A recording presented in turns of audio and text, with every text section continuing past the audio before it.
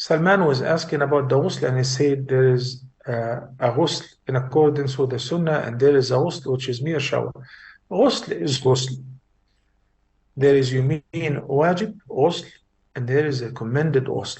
Al-ghusl al-wajib, which is compulsory in order to remove the major impurity, such as women after stopping their period, in order to be able to pray, they must remove the major impurity of the period by performing ghusl.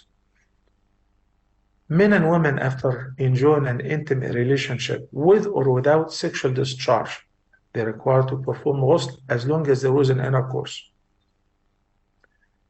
Any person, a man or a woman, experienced wet dreams, in order to be able to pray, they must leave the major impurity. So they're required to perform ghusl as well. This is called compulsory ghusl. You begin by washing your hands, then washing one's private, then performing wudu. This is sunnah in the ghusl.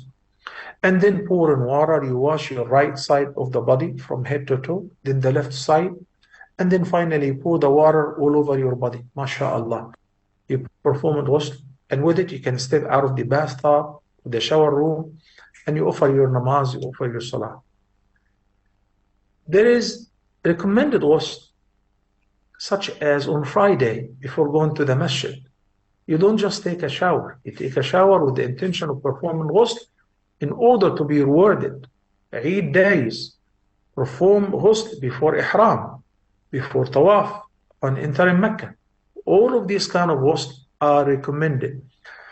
But after you perform ghusl, in this case, in order to pray, you must perform wudu separately.